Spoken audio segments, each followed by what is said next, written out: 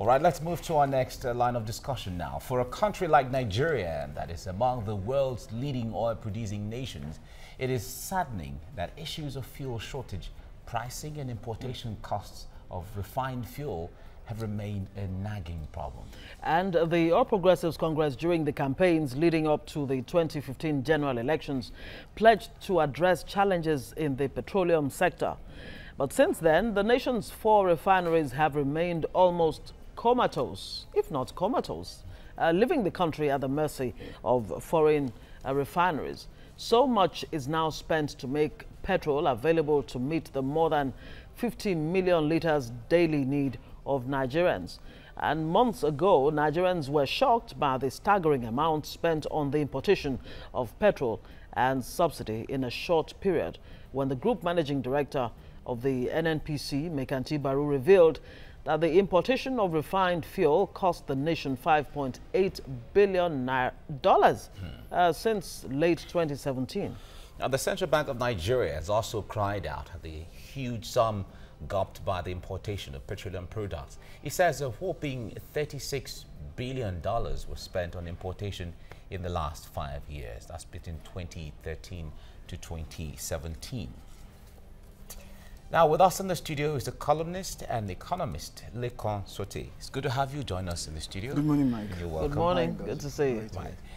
Now, let's begin with the promise. We will fix refineries. We will ensure that prices in the importation, or prices of petrol prices stabilize. We're going to make it 45 naira. We're going to make it, and all of that. Now, fast forward until now, between the election 2015 and now, that promise was a promise a lot of governments also made in the past. But how difficult is it to actually bring these things to fruition? Well, Mike, first, let me just say the usual thing that people will tell you, that talk is cheap. It's when you are on the side of that you understand, see, we have both cultural as well as structural problems. Our values as a system that says that you look out only for the interests of groups rather than the interests of the citizen. That's a big issue. The Constitution tells you that you must have a minister, for example, in 37. Why must you have a minister in all the states? To start with. Why do you need that number of people? America is run by people that are ministers of less than about 12 or so that run the biggest economy in the world, and so on. So there you now say interest. You must have a Muslim, you must have a Christian, a northerner, federal character, a southerner, all that. It's a value system that has become a cultural system. Now, the structure. Do you know that Nigeria's population has increased to almost 200 million. 198 million. The last refinery that was built in this country was 1989. Yeah. I don't know how many years gap. That's about 30 years gap. Yeah. It shows that even we are not even investing in appropriately in the infrastructure that we need. Apart from the fact that civil servants who are not, I've had let me explain this further. Please. I've had a meeting with some very top civil servants who got their MSc or PhD and then went straight into the ministry. They never worked in industry. So, and these are the people who are giving you policies to run industry. Do you get what I'm saying? So, somebody who has been within the Ministry of Petroleum Resources, for example, for the past 35 years or 30 years, is talking to a Mekanti who has been inside of the petroleum industry. You understand? They are speaking different language. That is why in America, they will pick somebody who has worked in government, employ him to come and work in the private sector on that same beat, to come and deal with the novices who have replaced him. The man with the more experience is now getting a bigger pay in the private sector to come and relate with his subordinates in government. How does that work out? So it's a whole issue it tells, and then of course there is vested interest. So the civil servants, the political class who rule us, when the civil servants say, Mr. Minister, sir, Honorable Minister, this is how it is done, the man has no clue. Yeah. I had a meeting with a minister in this federal government who was a governor. He was talking to me. He says, do you know that my colleagues in the Federal Executive Council, some of them who have never held this kind of position, don't even know how to route their memos. He says, I was working with a governor before I became a governor. So, and then when I went into government, I was going to write a memo. It took a parent secretary to tell me how to route it. So the political class, I'm sorry to say this, I'm not sure they know quite what the workings. Yes. In other words, they're just totally clueless. Just something like that. So that's a problem. So the problem is foundational. Exactly. So what do we build on this really faulty foundation that we even begin to discuss what we're spending or how much we're importing to start with and all of that? Is that the political class has to educate itself. You don't just happen into high political office. You're a minister, you're a governor, you don't just happen into that position without having an idea of where you are going. Especially areas that are highly technical. Technical areas, yes. You don't just go and say, well, it's management. When I get, there's this tradition in Nigerian civil service. I was a civil servant. When you hear chief something, chief accountant, chief engineer, that means, or chief auditor or whatever, that means you are on level 14. That means that is the height of the technical cadre. You move from that to level 15, they say Senior Service Management Pool, SSMP. That means they can bring an accountant or a sociologist to be director of engineering. At that level, it's just management. Yeah, but he does not have a good idea of that area. It's not just management. At least you have to improve yourself. Even if you are not going to be, you have to have a working knowledge. Not a professional, but at least you have to understand. Because you are the one to champion the direction of development in that regard. I was working in a factory as general manager, and I would sit down with the engineers to see when there's repairs to be made. I would sit down with the processing people inside the factory, and they were saying, do you want to replace us? I said, no, I'm not interested in you. I'm general manager, I don't want to replace you. But I want to understand so that by the time you come to me and say, listen, I need such a spare part for this machine. It gives me an idea. I will understand you very quickly and take a decision rather than, is this man trying to... Well, you'll be imagining what they're and we waste time. All right, the president is also the minister of petroleum. When he was minister several years ago. He was minister 40 years ago. He was minister of petroleum. So when it comes to the experience in the oil sector, we feel that he is in a very good position. He was also chairman of PTF at the time. I don't think so. And all of that. I don't think so.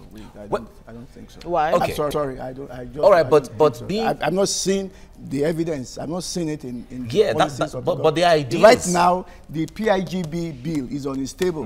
No, presidency says it's not even on their table yet. So what's going on?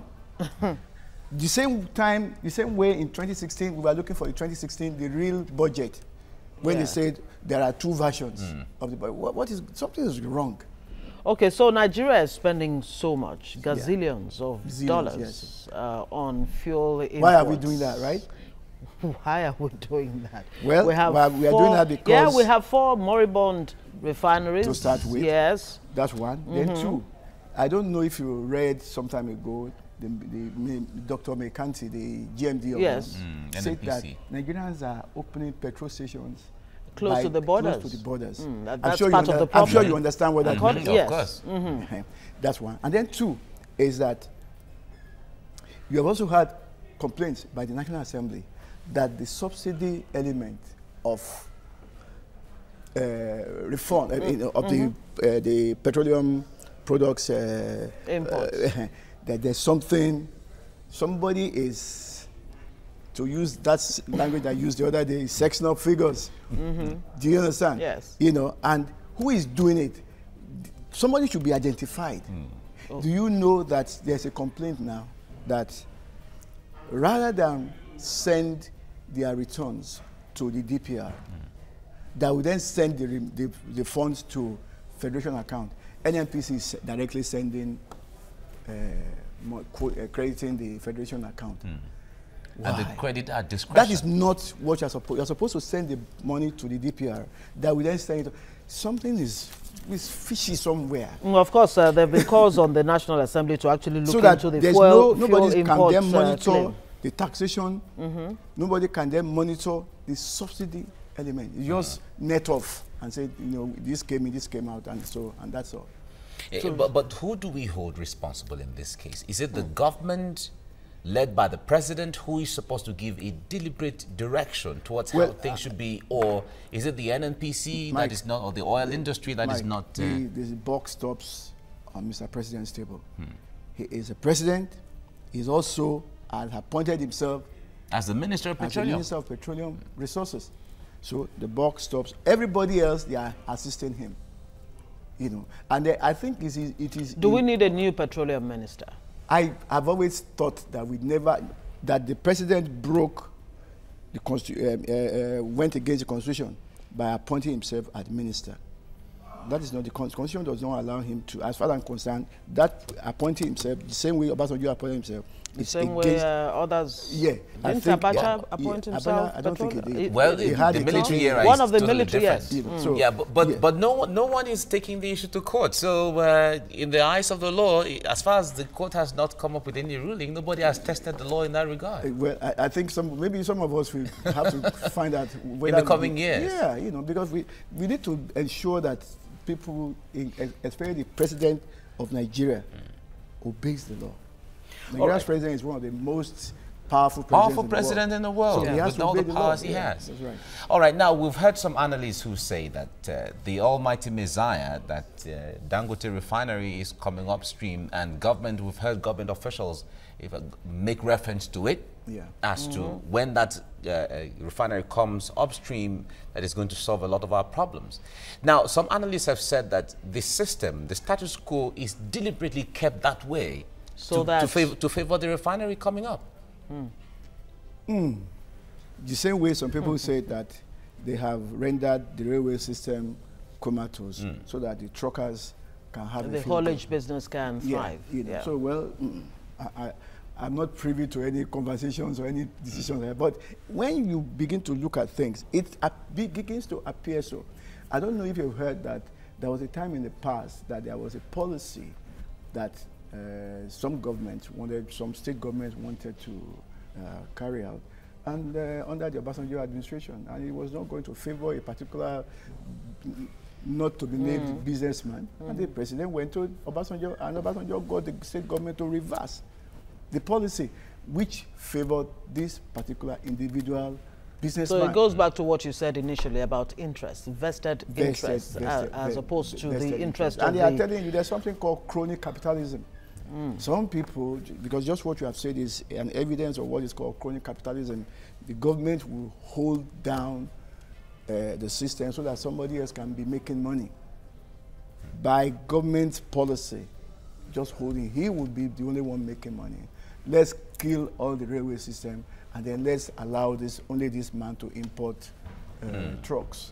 And then he'll be making money. Okay. By the way, have you heard about any rumor that government may be looking for $1.8 billion to carry out, not necessarily turnaround maintenance of the refineries, but a comprehensive overhaul? I wonder what that means compared to a town. I had so many things, but I'm very wary of what I hear on social media. Yes. Apologies to those who are on social media. But the point is this, that should the government be spending, shall we call it new money or fresh money on refineries? What happened to the idea of modular refineries? Exactly. The licenses have been issued. What happened to them? I know you don't, I have worked closely with operators of a particular modular refinery. Yes. So I know it takes time to go through the process. It might take about 4 years, actually, about 48 years from when they issue till when you are done. That's 4 to 8 years. No, yeah, Did you say- 48 months. That's Yeah, about 4 years. Yeah, that's right. 4 years, 48 months to get to from the license to the end of it. So it takes some time, And some of their equipment is not something you go and buy on the shelf. You commission and then they build for you, and all that. So I understand. But what stops us from people? What is holding them? What is holding them is why one of the issues is the PIGB. It used to be, that law has been on their table for about, I don't know, almost over 20 years now. 22 years or thereabout. They're just kicking the thing around and all that. Eventually, they now call it 4. They now said, okay, there are going to be 4 different deals. They are giving us the first one. That one is still hanging in the air now. We don't even know whether it's in the presidency or whether it's in the legislature. We don't know. If that is passed, then people who want to invest, because what that thing says is that NNPC will no longer be NNPC. A commission will replace NNPC and be running and be making decisions about how this thing is done. How, rather than NNP. What happened to NITEL? Exactly. When the MTNs came in, let's move on. When the Econet then came in, we didn't even remember there was a NITEL anymore. Well, the point is, and we are getting the services that we needed. The implications of they did it, that unbundling thing about 3 of that Kachiku did. Yeah. Please let's leave that. And we still don't seem to realize the long-term effects of continuous importation of fuel. Look, outsourcing jobs, creating jobs for other countries at the expense of Nigeria. No, look, just go to Sonya, and on your way to the ports, see all the tankers there lined up and creating. I had a meeting with some government officials yesterday, and I was telling them, I said, listen, those trucks that are like 3-4 miles long. If somebody just sets fire on one of them, don't even mention it. Don't even. It's going to be a disaster. It's going to be just one. That's like a terrorist thing waiting there. So even from security point of view, somebody must do something very quickly about this oil thing. All right, Lekon Shote, thank you very much. Columnist and economist helping us out with this ballooning fuel imports that nobody seems to have answers to. Thank you very much. Thank you very much for coming. Right.